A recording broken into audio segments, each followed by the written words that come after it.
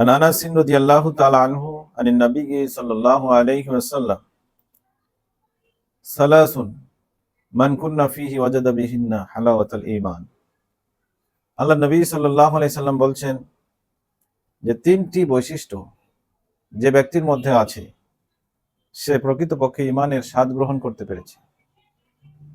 প্রথম বৈশিষ্ট্য হচ্ছে মান কানা আল্লাহু ওয়া রাসূলুহু আহাব্বা ইলাইহি মিম্মা সিওয়াহুমা, যে ব্যক্তির নিকটে আল্লাহ এবং তার রাসূল সব কিছু থেকে প্রিয়।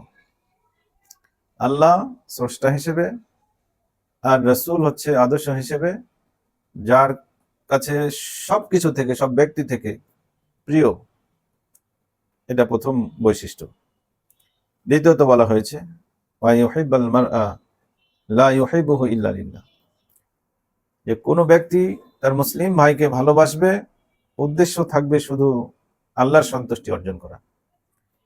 অর্থাৎ মুসলিম ভাইয়ের সাথে সম্পর্ক বজায় রাখবে কোনো স্বার্থ নয়, কোনো উদ্দেশ্য, অন্য কোনো উদ্দেশ্য নয়, শুধুমাত্র আল্লাহর সন্তুষ্টির জন্য সম্পর্ক বজায় রাখবে এবং ভালোবাসবে। এই গুণটি যদি থাকে কারো মধ্যে। আর ৩ নম্বর বৈশিষ্ট্য হচ্ছে আয়াউদা ফিল কুফরি বাদা আন আনকাদাহুল্লাহু মিনহু, কোন ব্যক্তি ঈমান আনার পরে আবার কুফরিমূলক কাজে ফিরে যাবে, এটাকে ঠিক ওইভাবে অপছন্দ করে। আমি আবারও বলছি যে কোনো ব্যক্তি ঈমান আনলো, তারপরে সে কুফরিতে ফিরে যাওয়া ওইভাবে অপছন্দ করবে যেমন তাকে জাহান্নামে বা আগুনের মধ্যে নিক্ষেপ করাকে যেমন অপছন্দ করবে।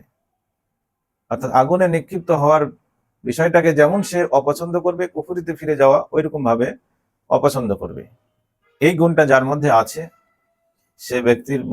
সে ব্যক্তি প্রকৃতপক্ষে ঈমানের স্বাদ গ্রহণ করতে পেরেছে। আজকের হাদিসটি সহিহ বুখারী থেকে বর্ণিত হয়েছে, হাদিস নাম্বার 16।